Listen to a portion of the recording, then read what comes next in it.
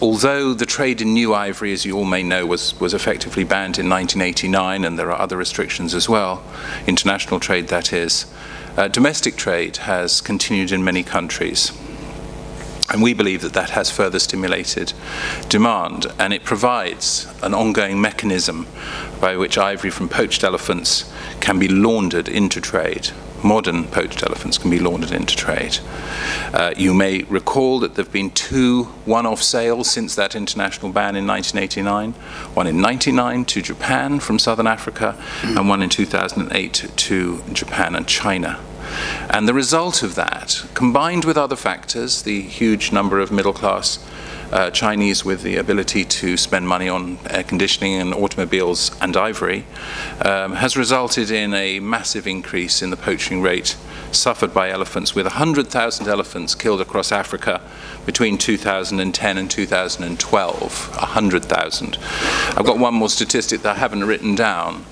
Tanzania used to be one of the strongholds for elephants in Africa. In 2009, it had over 100,000 elephants in that one country alone. And in the following 5 years, it lost 1,000 elephants a month, every month, for 5 years. 40,000, 44,000 elephants are now left. So I believe that the presence of illegal trade provides a cover for illegal opportunities. So what's the international response to that been? Well, the IUCN adopted a resolution in August 2016 calling for the closure of domestic markets. The Convention on International Trade in Endangered Species, CITES, which I've attended every single conference of the party since 1989, and every single standing committee since 1989 bar 2, has also called for the closure of domestic ivory markets where they contribute to poaching or illegal trade. And they did that in 2006. So from Born Free's perspective and my own personal perspective, we believe that any legal trade, whether domestic or cross-border, has the potential to stimulate demand, provide laundering opportunities, and places elephants at increased risk of poaching. Now, there's lots more to unpack in this, but that's our starting position. Okay. Thank you very much, Will. Really harrowing numbers and difficult to listen to. I'm sure you'll all agree. So the structure of the debate is that I'm now going to open with a sort of a general question to try and unpack some of the issues that have been raised in these introductions. We're going to have about 40 minutes of free-flowing conversation. I'll interject where necessary to sort of get a sort of a broad coverage. I should say that our speakers have been purposefully selected to try and give a comprehensive and fair coverage of the issues at stake, not just from the perspective of the art world, but also, as Will pointed out, from the perspective of the protection of endangered species. And sort of we've chosen our speakers to try and mitigate against any sort of polarization of the debate, which has happened in some quarters, with those who desire to preserve animals placed on one side and those who desire to conserve artworks on the other. So we're trying to mitigate against that, and to really, as some of our speakers have already raised, to work together to think about how this is going to look, this proposed ban. So that being said, and also, sorry, I should have said, after the 40 minutes of discussion, we're going to have 30 minutes for you to pose questions directly to our speakers. We'll have a roaming mic, and I'll field questions from the audience. So, in many quarters there has been a polarisation of the debate. In others there hasn't. You know, say the debate that happened in the House of Lords on the 21st of December, you know, you had figures, even Lord St John of Blestow, who's a long-standing member, trustee of Tusk, acknowledged that we do need exemptions to this ban, this total ban on ivory, which would allow us to preserve our cultural heritage as well. But there have been voices in the art world over the past number of years, in the UK and also in the US, who have posed the question of whether these total bans are going to be effective in stopping the abhorrent practices of contemporary poaching, or whether they're merely just going to corrode the educational status of ivory without a real payoff on the other end. So that's sort of the question that I really want to start with. I want to ask whether a total ban with very tightly prescribed exemptions is necessary? Are we going to see a massive impact on contemporary poaching, or would it have been sufficient to merely sort of close the evident loopholes in current legislation and to tighten up enforcement? Would that have been sufficient, or did we absolutely need this total ban, and is it going to be effective? And then also to open that out to discuss whether or not this is in fact going to corrode the sort of the educational status of ivory in our cultural sector. So who wants to start? Perhaps Will, or? Yeah, cheers, thanks. So first of all, it's not going to solve the problem. It's going to contribute to solving the problem. There's no silver bullet in this. There needs to be a suite of activities. There needs to be greatly enhanced wildlife law enforcement in the field. And you know, if you happen to be around, I think it's sold out, but on Tuesday next week, a film called The Last Animals will be being shown at the Frontline Club, and I'm going to be on a panel there. If you want to see what the front line of conservation really looks like and how resources are so scarce on the ground that people are going in to fight heavily armed poachers with, you know, 3 bullets in their rifle, 2 for the poachers and 1 for themselves, then, you know, come along and see that film. But it's enforcement in the field. It's a huge effort in terms of infiltrating the criminal networks, and it's not wildlife crime. This is organised crime. Organised crime that will exploit any opportunity. It could be people trafficking, money laundering, drugs trade, arms trade, wildlife trade. They all pay big bucks, and the one that is the one of the crimes of choice at the moment is wildlife trade, because the risk is low and the rewards are high. And that's what we need to address as well. And the way one of the ways you do that is to infiltrate the wildlife crime networks, so the crime networks, to disrupt supply, making it more and more difficult for them to get their ivory from source to market. And it's going on right now. 15th of January, 218 elephant tusk pieces in Nigeria. A couple of weeks ago, 3,500 kilos, 3.5 tons of ivory entering into Vietnam. So there's a lot still going on. Then you need to disrupt the supply routes, and that's where William Hague and the task force have come along under the IWT, the Illegal Wildlife Trade Protocol established by the British government in 2014 with Prince William, to try and bring the transport sector into helping solve this solution. Then you need really good penalties, deterrent penalties, both in country and in recipient country, and enhanced customs efforts there. But that doesn't mean that we don't have a role to play here.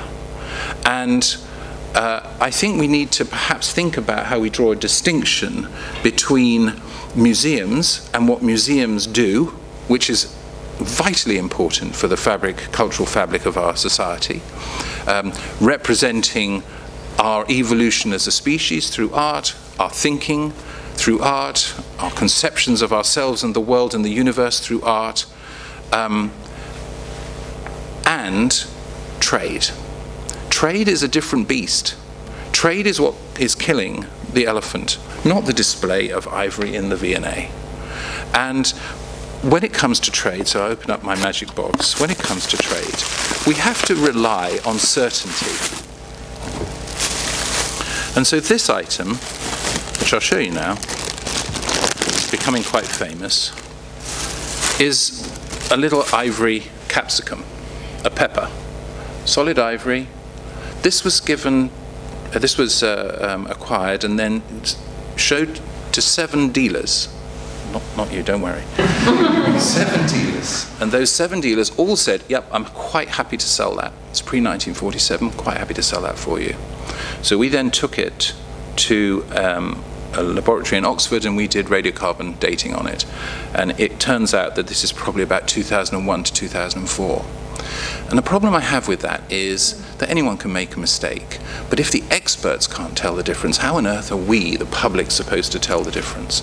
And in the default setting for me, under those circumstances, is we cannot trade ivory because we don't know enough. We don't know how to do this. And by the way, it costs £500 to do the testing. And this is probably worth, I don't know, 350 quid or something. So no one is going to go and test this if it's going to cost them more to test it than they'll ever get back by selling it.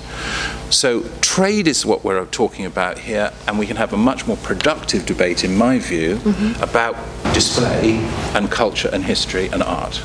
I feel like Martin might want to interject here to talk about these. These are exactly the loopholes in current legislation. So the first thing I think I should say is that I broadly and publicly have said in the past, I absolutely agree with 99.9% of what Will and other NGOs are saying on this subject. So I think it has to be taken as the base of everything I'm going to say, that with regard to everything that can be done to stamp out the disgraceful and disgusting poaching of elephants, I'm wholeheartedly behind it.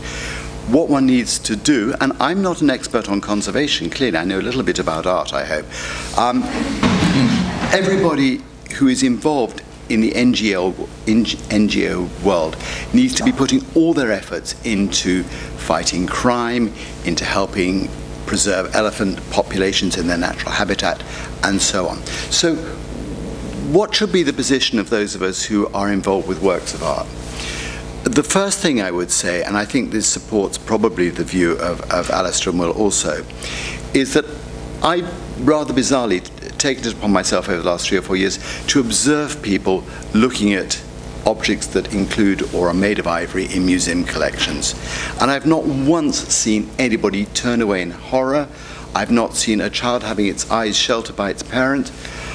People are as fascinated by the historic works of art for what they tell us about their shared cultural inheritance as they are about other things within the museum world.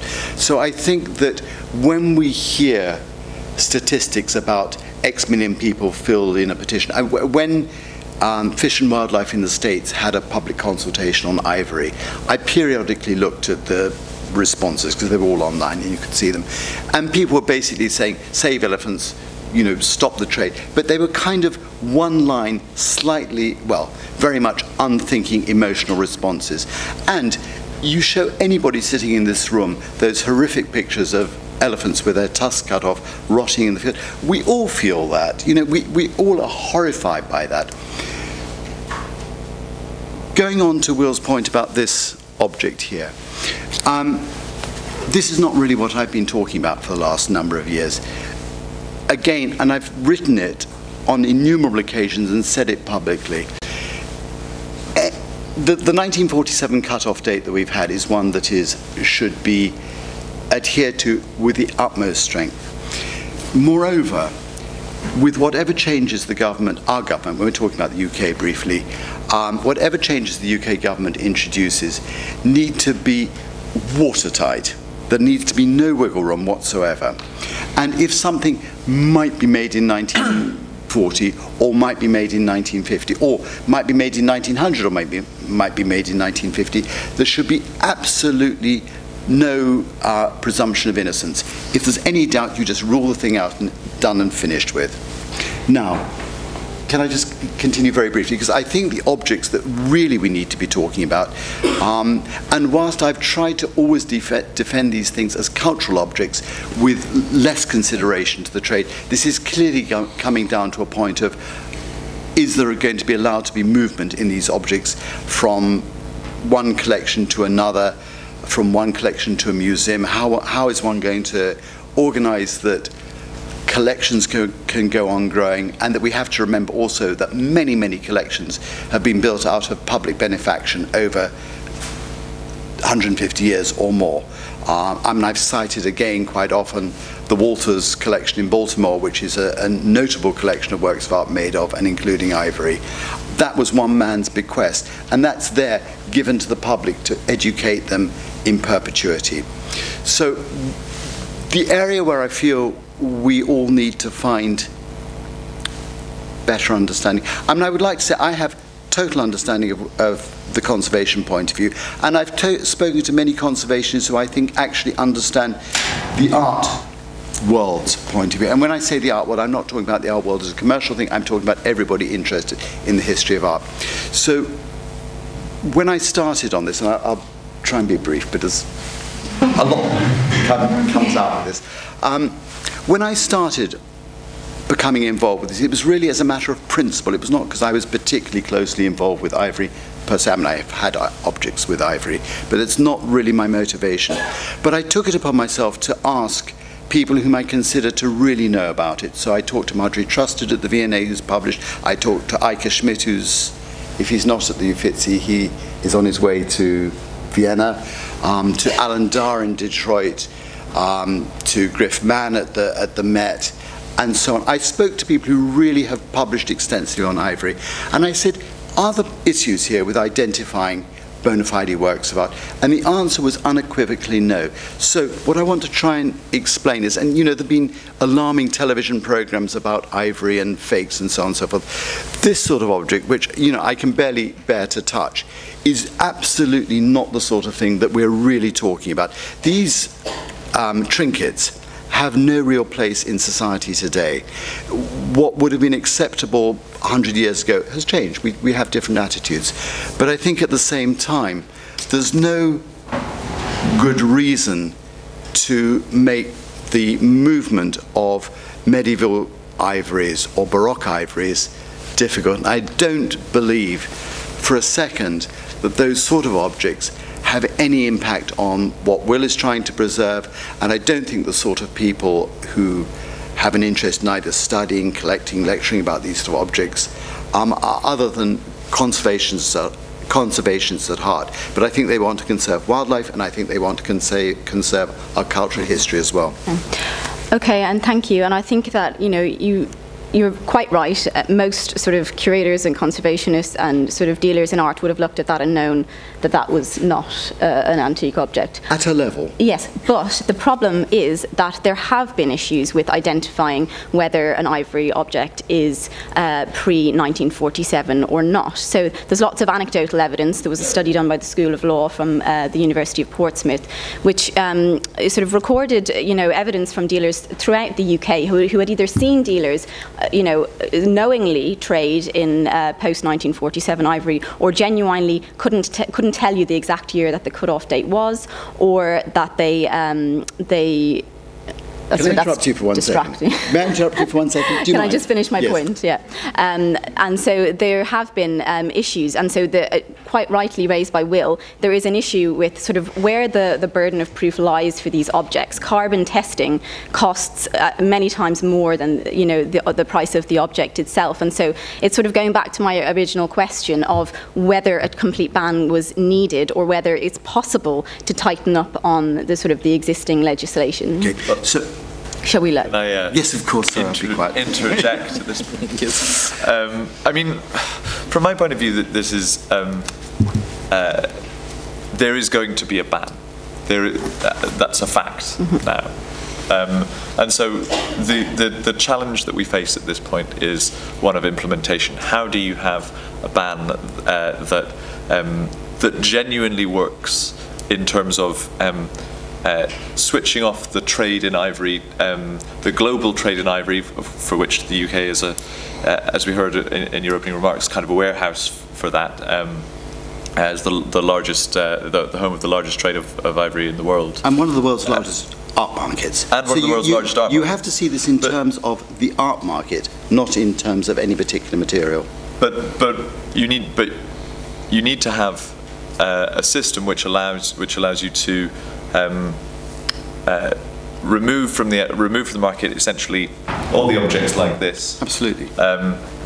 But which at the same time allows for the continued appreciation of the astonishing historical works of art that have been produced in times when things were different, and which do belong mostly in our museums. I don't think that actually that's an impossible feat.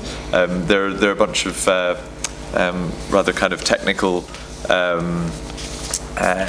issues at hand, but actually, if you look at what the government has outlined in terms of its actual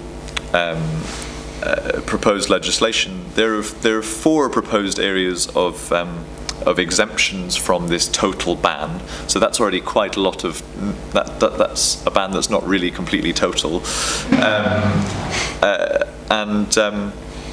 and they're all banned. They're all exemptions with their own justification. The one that I'm obviously most interested in is the exemption for museums, which I think is eminently justifiable. I think where there's perhaps going to be a greater matter of dispute is over the proposed exemption for objects which are deemed to be just of kind of artistic and cultural and heritage. And can you say a bit about that? Is that going to be a subjective process? Well, I think that is potentially the loophole that you end up creating in a piece of legislation like this, which, if it was extremely lax loophole, then you would have you could essentially have the market carrying on as is. If you end up with a kind of self-certifying scheme or that kind of thing. I think that actually, if you want something like this to be a bit more stringent, then you actually need to have some kind of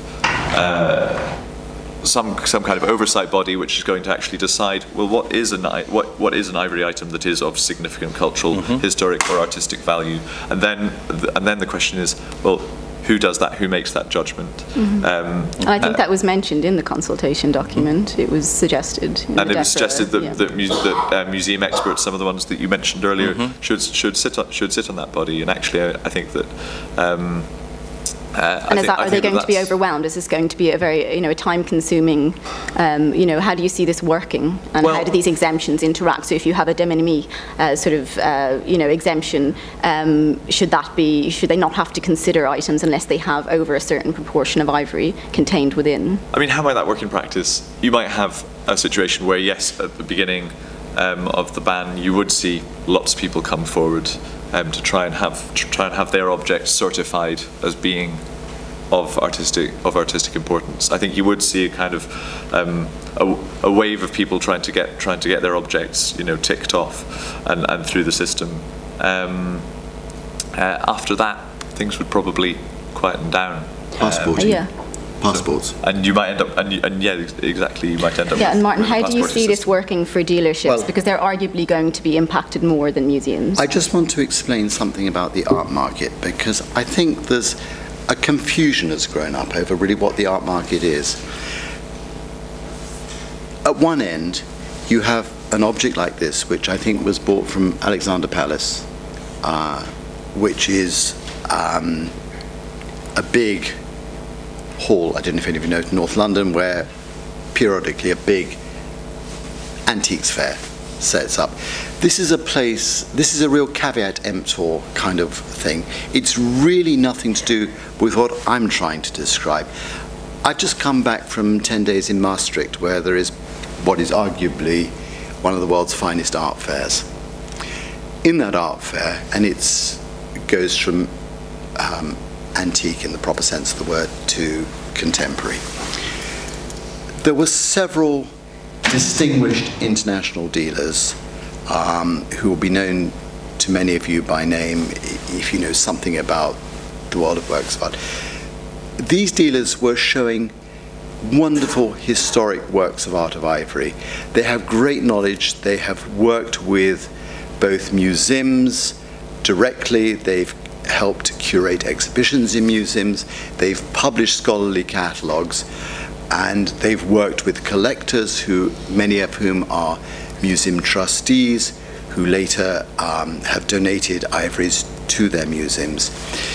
These are the sort of objects which I would maintain will have no negative impact on conservation efforts, but do need to be kept in circulation so that museums can enhance their collections, which they like to do, because a new object coming into museum collection can very often lead to connections being made with existing pieces.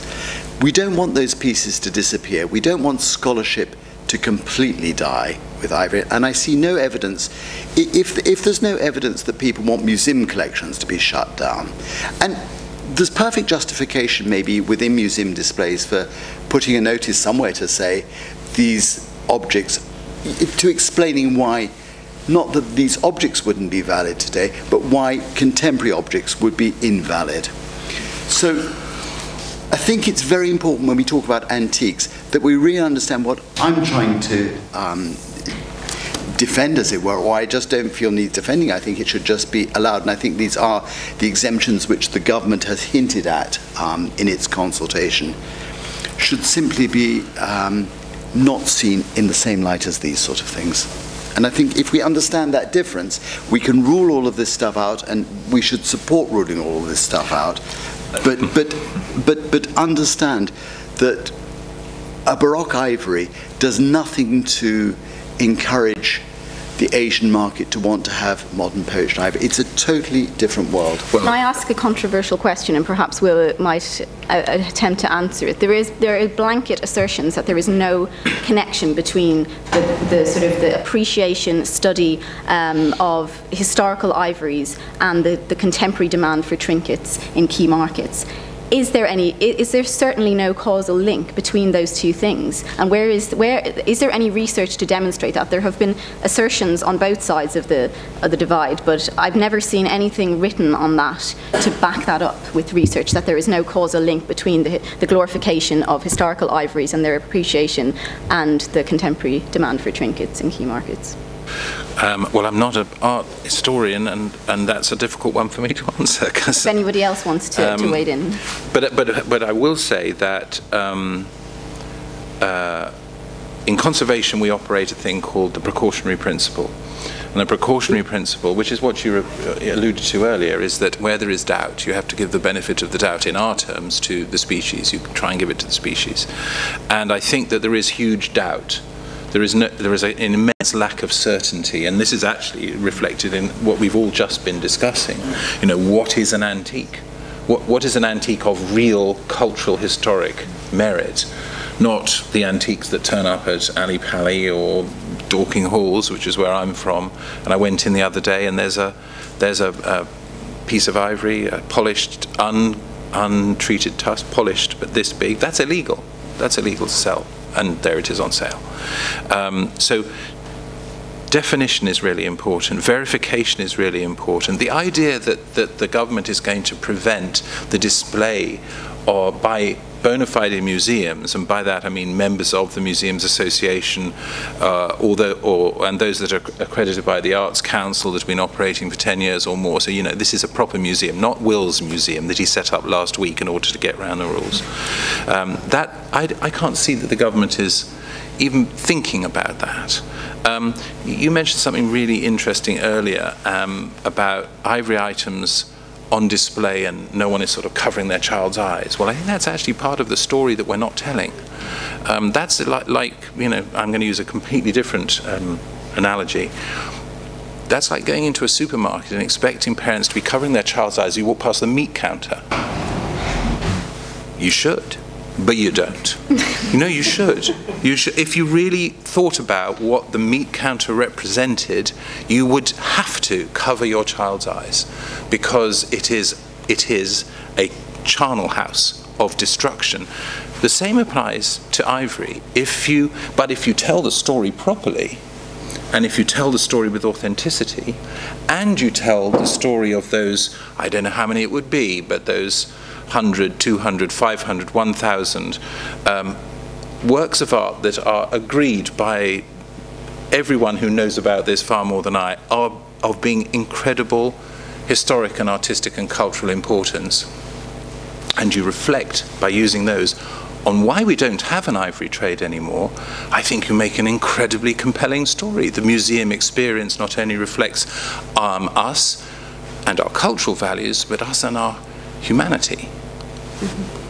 Yeah, and I think there's certainly been calls, especially in the US, that we need to be doing this more from, say, Janetta Betchcole, the director of the Smithsonian's National History Museum of African Art, that we need to be displaying objects in ways that foreground issues of animal preservation, and also the sort of the holding that intention with these objects of as being of historical value. Alistair? I think my concern is that and sort of some of what Martin was just saying is that the presence of a small, in the grand scheme of things, amount of very beautiful, often very old, highly worked ivory in museums shouldn't be the presence of the ivory in those museums shouldn't be co-opted, I think, to allow for a trade which has extremely low level of policing that allows a lot of this to be happening, and that clearly allows a lot of kind of grey area trade to go on, and so that's why I'm nervous about having kind of quite broad exemptions in the legislation which allow for kind of pretty much anything to carry on being traded, but it's got a little passport, a little certificate or something. I think we need to be quite tight around the definition of what we regard as being kind of museum quality or significant cultural, historic, or artistic artifact.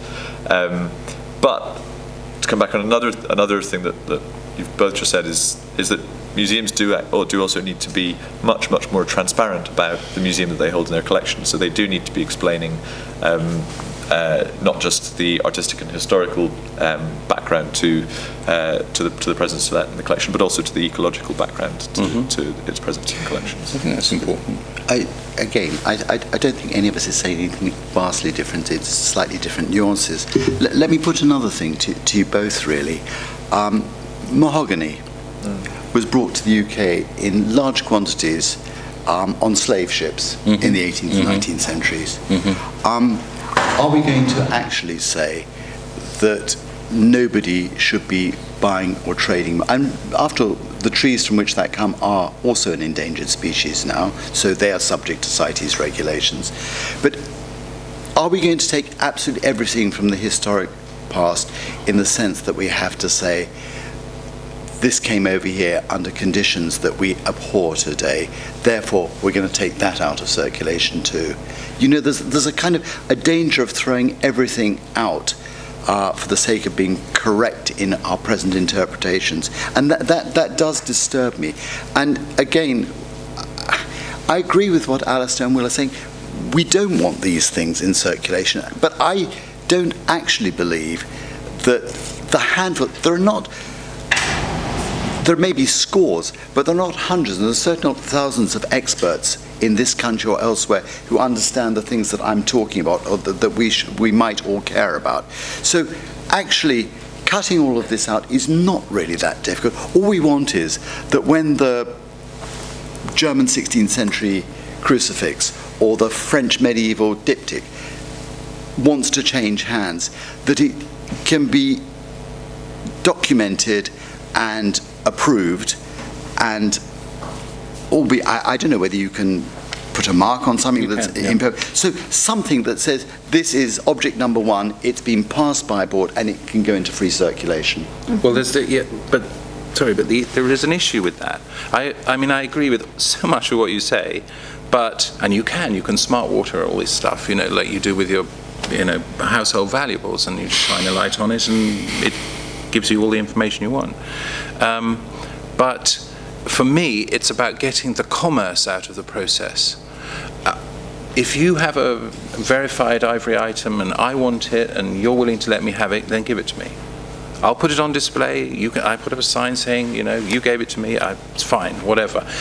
You sell it to me, and now things start to change, because, as was pointed out in the introductory remarks, you know, over 25,300 items of ivory were shipped out of the UK between 2010 and 2015. We, the UK, were the largest, and it's part of our history, because that slave ivory link is real. Those are the items that are being shipped to China. They're being repurposed and recarved in China, actually being turned into other ivory items, and they were, until the Chinese took a much stronger line on this and closed all 30-something of their government outlets and 130 of their factories. They've all been closed. Of course, what's happening now is that there's still an activity going on in Hong Kong, autonomous region of, where there are 350 outlets and 460 dealers still in operation. They've got a sunset clause. In other words, they're not going to have to, as it were, go out of business until 2022. And why? because Hong Kong has an ivory stockpile of about 250 tons of ivory. And the government in Hong Kong does not want to be in a position where it's going to have to start paying compensation in fairly significant amounts to people who are holding stocks of ivory. And Will, I don't think our government's going to want to be judicially reviewed if it actually removes the value of things that people have inherited over generations either. So I mean, I think that is an issue that the government will have. We don't have to wrestle with, but it will have to wrestle with. Yeah, it may well have to do. But again, I don't want to sound like a broken record or to hog the conversation. But the sort of objects about which I care are not the sort of objects that are going to be repurposed. They're going to be preserved and enjoyed, and they're going to continue teaching. So this is a different class of object. And I think it's really important in everybody trying to get a workable solution. And, you know, I completely appreciate why Will is saying what he's saying. I just happen to think on this slightly nuanced thing of why a certain amount of commerce is not going to be a bad thing. We need a better understanding or a proper understanding of what those objects are, and that they can be properly identified, and they're not going to include these sort of things that nobody... Look at the things we can agree about. We can agree about musical instruments, for example. Yes. Surely. I mean, we can agree that no one is poaching elephants to put ivory veneer on an old Steinway. Okay, so I have no problem with that. Musical instrument passport, someone wants to take it around the world and play in concerts or bagpipes or whatever it happens to be. Antique firearms was a big issue in the States, little pieces of ivory in it. But they all kind of fell into the de minimis ruling, which is that the ivory content of the item needs to be less than 10%, less than 20, less than 10, less than 5, depending sometimes on which state you're in. I don't think we're going to have any particular big challenge with that. Going to these specific items that you're mentioning, and I reiterate the point about the commerce side of it, I think the other thing that needs to be thought of, if the government goes down the route that you're suggesting, is accountability. If there are 10 experts in this country who can, hand on heart, do the verification process that you're setting out, I would suggest that their names should be published, and that if they get it wrong, they should be held to account, and that their expert license should be taken away publicly. Well, the sort of expertise also pervades different materials made at the same period. So it's quite wrong to see the people who are collecting, studying, dealing, whatever, in these sort of objects as being obsessed with ivory as a material. So if you take the 17th century in Europe, Kunstkammers were full of objects made of amber, of silver, of wood, of hard stones, all sorts of materials. Ivory was just one of them, and certainly it was a treasured possession.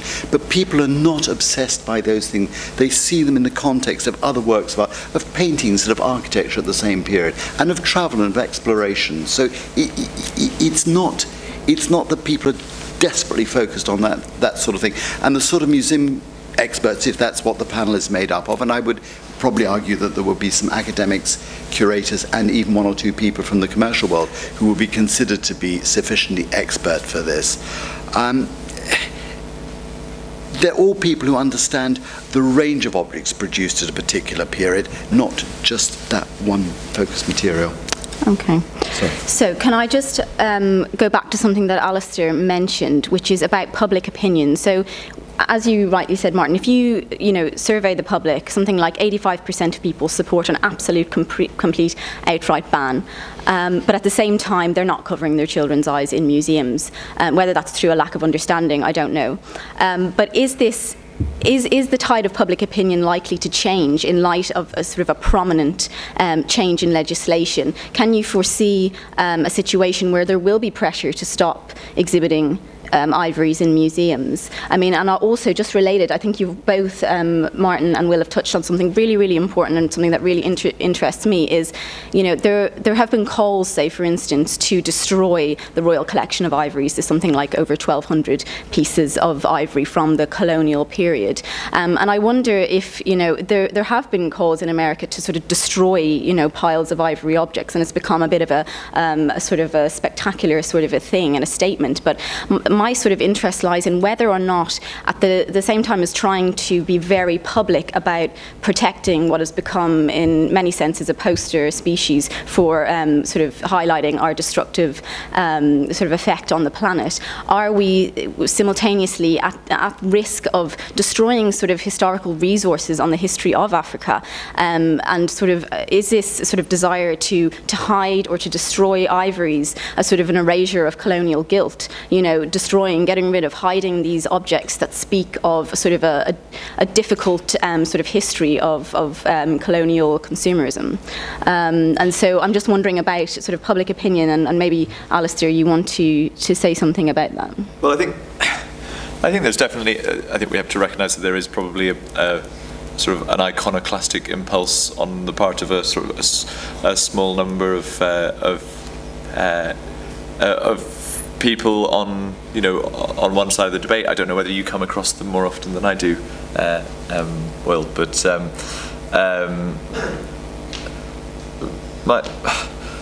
my sense is that you definitely could see over a longer period of time, that museums become less keen on displaying ivory collections because public opinion has shifted that far. I don't think that, you know, in the space of the next 2 or 3 years you're suddenly going to see kind of the blinds being pulled down, or the shelves being. And so perhaps it's about those methods of display which foreground those issues and make them. Do you think, Will, that there are ways to display historical ivories that can benefit animal sort of preservation? Yeah, I do. Yeah. I mean, I take whoever says we shouldn't put ivory on display is not. I'm not on their side. That's not my position at all. I think we're not deniers of history. We shouldn't be. We shouldn't be deniers of either culture or history. I'm interested in commerce, as I've said before, but I've actually advocated that ivory should be put on display, should be used to tell a story, and should be used to tell the story while we understand the history of the piece, we understand the provenance of the piece, the cultural integrity of the piece. We also tell the story of why we don't sell the piece anymore, because we don't want to get into that. And I have to say, the EPI, if you know what that is, the Elephant Protection Initiative, which came out of Stop Ivory, 17 countries now signed up to that in Africa. Very, very careful language was used, because you've used the words destroy ivory, crush ivory, destroy ivory. Very, very careful language was used in the context of the EPI, signed on to, as I say, by 17 countries, which was, and I used, was the language that I introduced into it, which I stole from the Good Friday Agreement, because if you recall, destroying the arms of the IRA was not something that the IRA was willing to sign up to. So they used the phrase, put permanently beyond use. And we use exactly the same language in the EPI. We say, put ivory permanently beyond use. How you do that is up to you. You can crush it, you can burn it, you can destroy it, or you can put it into museums, you can put it on public display as long as it's secure, and you can tell the story. And, you know, coming from a slightly filmy background, I have to say, telling stories, which is what museums do, is really important. And can I ask, though, are we going to be able to tell those stories if dealers are not able to sell these pieces? Are we going to have access to pertinent pieces that tell the narratives of human history sufficiently?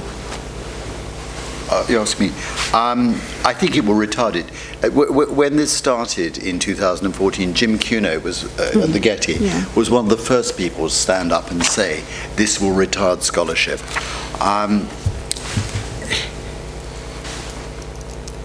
When I was in New York recently, I just looked through some of the galleries with African art. And again, because probably like all of us sitting here, I kind of notice ivory everywhere now.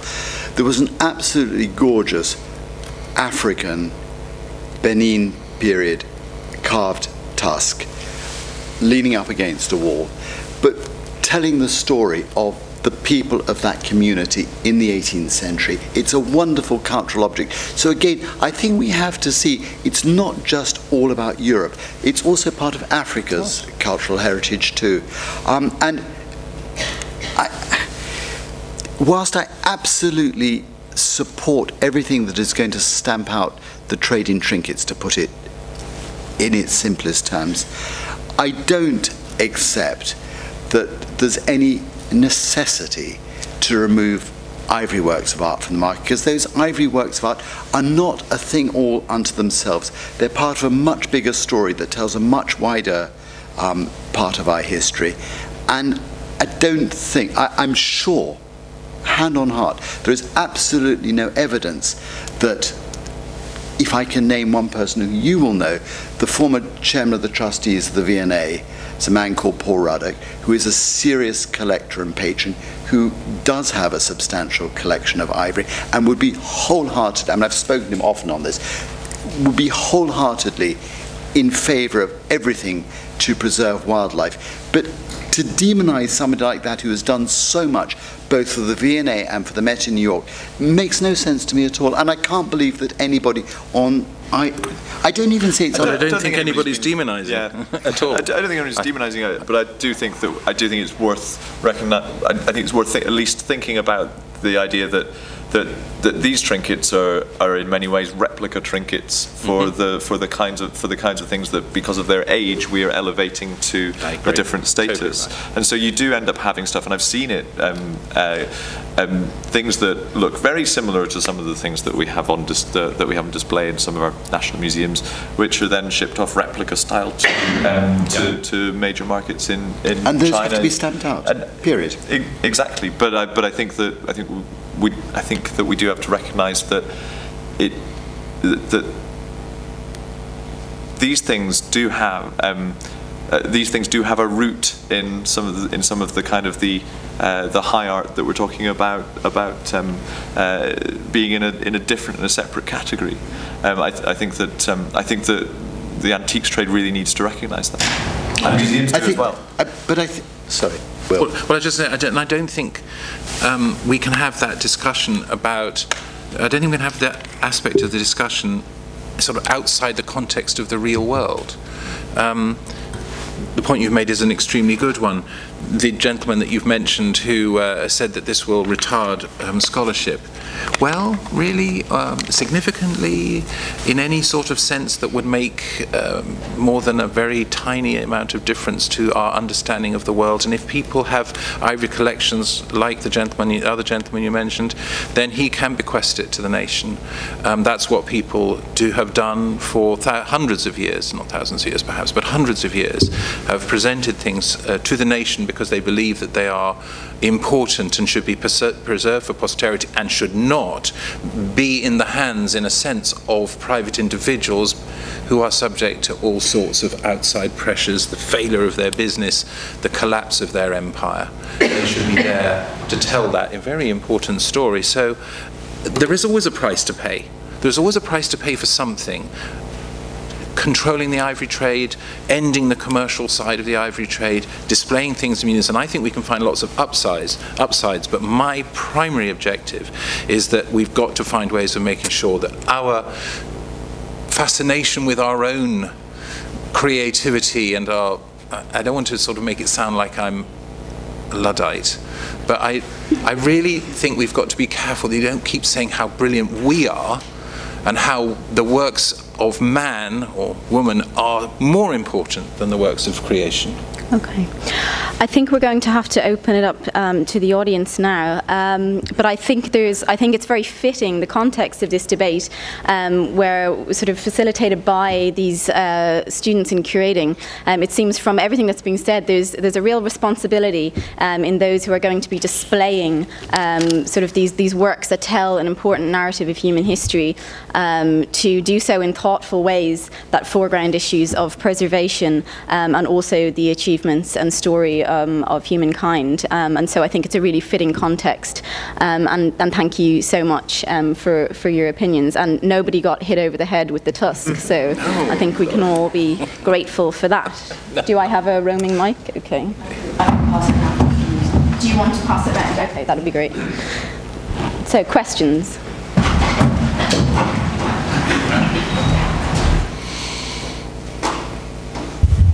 Hello. I wondered whether anyone in the commercial art world had ever considered donating part of the profits made from selling ivory, of course legally, to conservation efforts, and whether that could sort of bridge the gap between the two parties? There are two answers to your question. May I answer that question? You can have a go. There are two answers to your question. Yes, that is a suggestion that's been made. It's one that I thoroughly object to because I think it formalises a correlation between legitimate works of art and poaching, and for that very reason I think it's an extremely bad idea to make that either mandatory or something that people feel they should do, because I think by doing it you're in a sense expressing a guilt. Now, it's not to say that individuals shouldn't, and I'm sure there are many people who are art collectors who are also big supporters of Born Free and other such organisations. In fact, I know there are. So it's not that it's not that people can't support both parts of this discussion, but I think to make a formal connection is actually entirely wrong. Yeah, and I would just add, we've turned it down in the past. It's a very very difficult position to be in. It's a little bit like the trophy hunting debate where people say, well, yeah, shoot the rhino, pay $250,000 and some of that goes to conservation. And I have to say there'll be those who go, yoo-hoo, great. But they're in this minority because most people find that deeply offensive. Okay, anyone else? Hi, I would make a point, I think, about education and the trade. Actually, I think the trade does a huge amount to educate young people in terms of when I go and look around fairs and things, I get to see it, I get to touch it, I can sit on it if it's a piece of furniture, I can pick it up if it's a dagger. That sounds a bit dangerous, but I think there is an element actually in the trade that is really important, especially for young people, to see it, that you don't get to see in museums. I think touching objects is really important from a learning perspective. But I actually have a question about the existing rules that we have in place. What is the punishment that if I was a dealer, what would be my punishment if I went and sold that trinket? Because that should be where we should be addressing. The current focus, I think, is that I totally agree that selling items that are questionable should not be allowed, but there should be a punishment, and it should be financial, because that's going to hurt dealers. And if it's terrible, then you have to look at, I don't know, whether jail time or something else. But what I'm not clear about is the current punishment for doing something that is illegal, and why isn't that being addressed before we have a total ban on something? Well, I think it's very low, isn't it? I mean, yes, I have to say, I don't actually know the precise answer to your question, but there are penalties, and people do get caught, which means at some level, at least, probably not sufficiently, the law is doing its job. I think there's going to be primary legislation, whatever the government puts forward, and whatever the government puts forward at the end of this consultation will be contested round the margins by the various parts of this discussion, and I actually like to see it as a discussion, not a disagreement. I've never really fallen out with the conservation. I've had conservationists entirely agree with me, and I've consistently supported conservation. So it's nuances in making it work. So I think that when the legislation goes before Parliament, it absolutely needs to toughen up the penalties for anybody who tries to sell that. And I do remember, so in France, here, I think I'm right in saying if it's a custodial sentence, the maximum is 6 months currently. But I think, can I just interject? I don't think there has been any custodial sentences. So traditionally, there's a really low level of conviction, and so there was one in 2014, and there was a fine on an auction house, Chiswick Auctioneers, of about £3,000 for selling something that came from an elephant slaughtered in the 1960s. And so there's a problem with the current legislation in that the offence rate and the conviction rate is so low because nobody knows basically how to process these things. Cases fall through because nobody knows where the burden of proof lies. Who is responsible for demonstrating the age of an ivory? Does it lie with the person who's selling it? If somebody suspects them of selling something that is post 1947, well, do they have to demonstrate that it's not? That kind of goes against the very basic premise of UK law that you're innocent until proven guilty. So there is great problems with the current legislation, and that is what they're trying to address. It needs to be changed around the other way if British law can do such a thing. So. And in France, they changed the penalties from, I think I'm right in saying, €50,000 fine to 350,000 for an individual, and up to $1 million if you're a syndicate. In Kenya, you get 10 years to 20 years in prison. You won't survive it, but that's what you get. No, it's I'm serious. That is a life sentence just right there. Mm-hmm. Okay. And you have to have one. The Art Loss Register was set up as a database to try and deter international art theft, and also to record pieces for which there are authenticity issues. Does the panel think there's scope for a similar database to be set up for Ivory? There's certainly scope for a panel to be set up. I wouldn't necessarily think that the Art Loss Register, which is basically a commercial enterprise, is the right place for that. I think it needs to be done out of DEFRA or DCMS. And we probably all have had conversations with officials in those departments. And it's something like the Acceptance in New panel that advises and works out. It's going to be a body of people that can be called on by a government department to express a binding view, an informed view on these objects, but probably not something like the Art Loss Register. Yeah, something separate. Yes. But something independent. Yes, there absolutely can be a database in it, but it needs to be independent of any commercial interests. Yeah, I fully agree. And there are, there are already plenty of other lists for. There's the IUCN Red List and all sorts for living animals. I think for this, you're absolutely right. There needs to be a panel, and they need to have very clear criteria, and it needs to be very far from the world of commerce. And sorry, I would add that it would do us well to do what African countries do with raw ivory, which is that they carry out a full inventory and audit of all stocks. Now, I'm not saying that we're going around to everyone's house and finding out if they've got a screwdriver made with an ivory handle. What I'm saying is that if in the museum world, in the public display industry,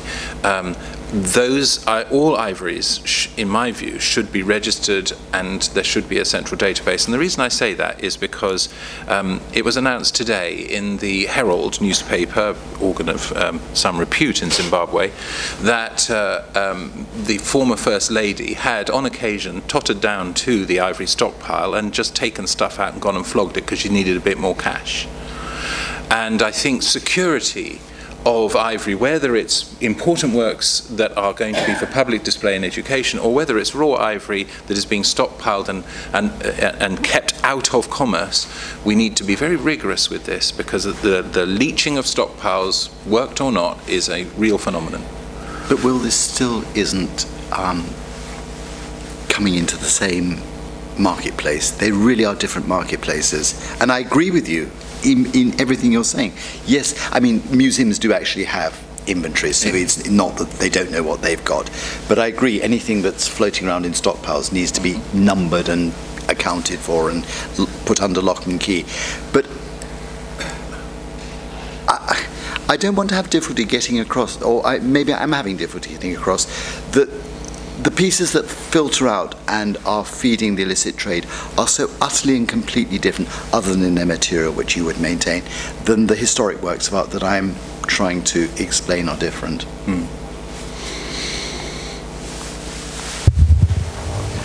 So some people have argued that there shouldn't be an exemption for works of ivory of preeminent artistic, historical, cultural quality.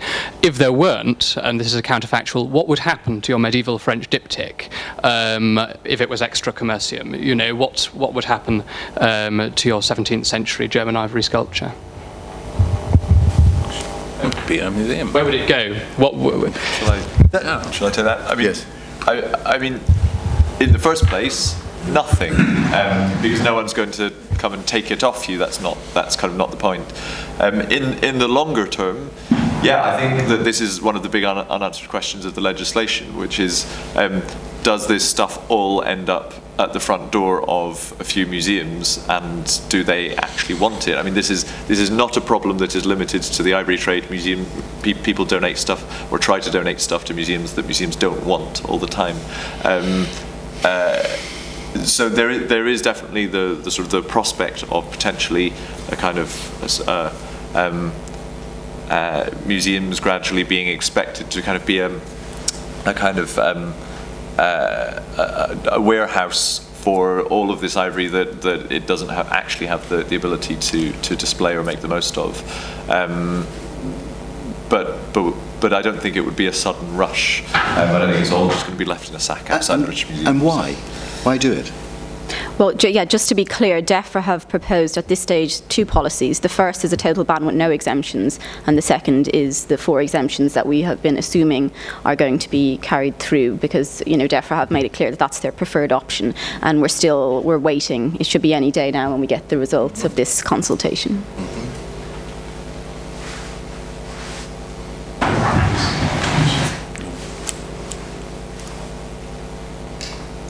I'm just really intrigued by what, in the context of this discussion, came across very quickly and without much detail, is that I think you said 20,000 items of ivory have been exported from Britain. And so I'm fascinated to know what those things are, and is that a trade that still continues?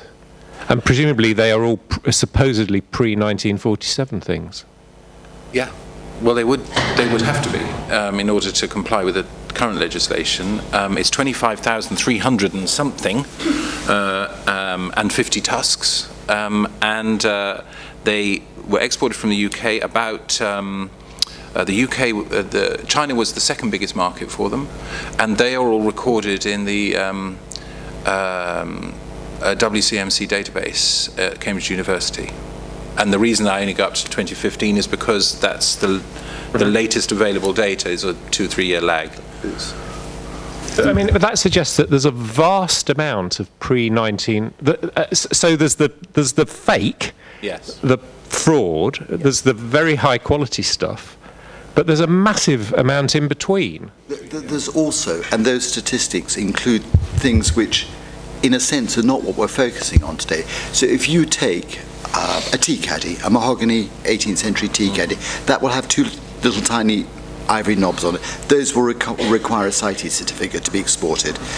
So there are a lot of objects like that that have minimal amounts of ivory, but they bolster the statistics. So it's not just, you know, we could all get a picture in our mind of, you know, one of these big lorries going out loaded up with that. It's not like that. And part of the reason the statistics are high here is that this is a huge entrepot market. I mean, the British art market is enormous in all aspects, and you know that's part of the cause. But that's why the government is talking about the de minimis approach. You know, so your Georgian silver teapot, is there such a thing?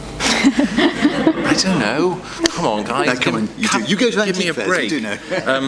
has I think an ivory insulator between the handle and the pot at both ends. Well, it's the size of it's not even a polo mint, and so it would definitely fall within the de minimis regulation. So, you know, the government is trying to, I think, sensibly understand what is a driver and what is just a sort of byproduct of other artistic endeavour. Absolutely correct. It is trying to define what fuels the trade and what doesn't, and I think what Will says makes perfect sense and should be allowed, and I would just extend it a little bit further than that.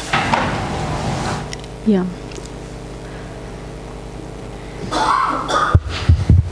Hello. I have mostly an observation, and maybe a question too, coming at this from very much an absolute kind of, I've never really thought about this before I came here tonight, but just on what I've kind of witnessed tonight, I just think that there is a real danger here of conflating the kind of merchandise that you brought and the kind of artworks that our dealer is dealing with, and being far too broad brush and kind of clumping them together, as I think he's been trying to make the distinction, or kind of evening. And I just think we've got to be really careful here that we're not going after the wrong people. You know, obviously it's the people who kill these animals and the abuse and whatnot, but it's really not, I think, the kind of legitimate dealers in our country. And I do think that we can't unfairly penalise them for their business when they are dealing in legitimate works. A very limited number of, you know, highly prized kind of objects, and that's really my observation. And what can we do to make sure we're not going after the wrong people and unfairly kind of You've summarised precisely what the discussion is about, brilliantly, if I may say so, and that is exactly what we're waiting for the government to tell us. So and then take it from there. So I think the government will produce a sort of its conclusions. It won't produce yet its decision. It'll kind of tell us where it's going, what its thinking is, but it won't be a final position which would lead to the introduction of measures.